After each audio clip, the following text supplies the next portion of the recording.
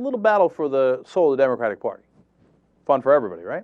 So what is it about? Well, it's this financial reform bill. They had an internal meeting among the Democrats, and some of the progressives, including Ted Kaufman, who's been a great fighter in this arena, and Maria Cantwell, who's been great in this field, Bernie Sanders, Sherrod Brown, et cetera, are saying, hey, listen, we got to make this a stronger reform bill, otherwise it's not going to do the job.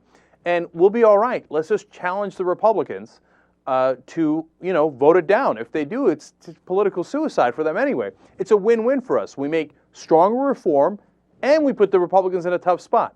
Of course, unsurprisingly, we have the other side, and the other side led by Senator Chris Dodd, which is so profoundly disappointing because he was so great during the 2008 primaries on constitutional issues, but now he's pushing for a weaker bill. He's the head of that committee. And he's saying, no, let's do a bipartisan deal with the Republicans. So if we do the deal, well, we could have this thing wrapped up right away, and we could brag that it was bipartisan. We'll get a lot of Republican votes. But of course, it'll be weaker, and it won't be doing the job nearly as well as a stronger reform bill with tougher regulations will. Now, you know my opinion on this. If they have a bipartisan bill, that means it's no good. Not because I'm against bipartisanship. I would love bipartisanship. It's because the Republicans will not sign a deal that is actually strong reform of Wall Street. They get paid by all those guys, and they have fought this. I'm not just saying that as a general thing. We've shown it day after day on this program of very specific things where they go and they fight and say, no, here's the issue where I want to make the reform weaker, not stronger. I don't even want that. For example, a Consumer Financial Protection Agency. They're against it. They don't want to protect the consumer. They want to protect the banks.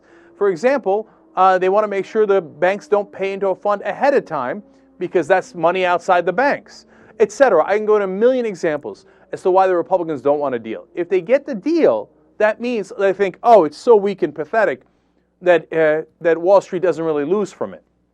And it's not that we want Wall Street to lose. Okay, it's that we want to have the refs regulate to a point where we could have a fair game. Otherwise, the ultimate losers are going to be us, because when they go under, we're going to have to pay for it.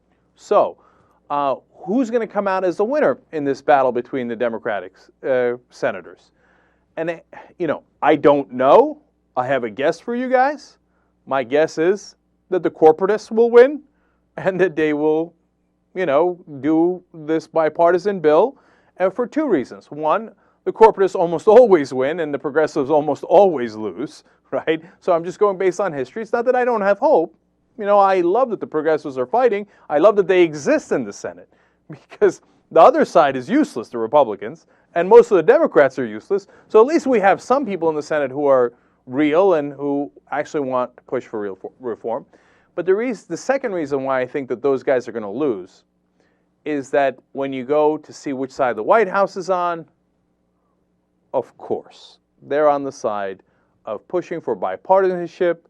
Who cares what's in the bill? We declare victory and we move on. Can you guess who's pushing for that? Rahm Emanuel.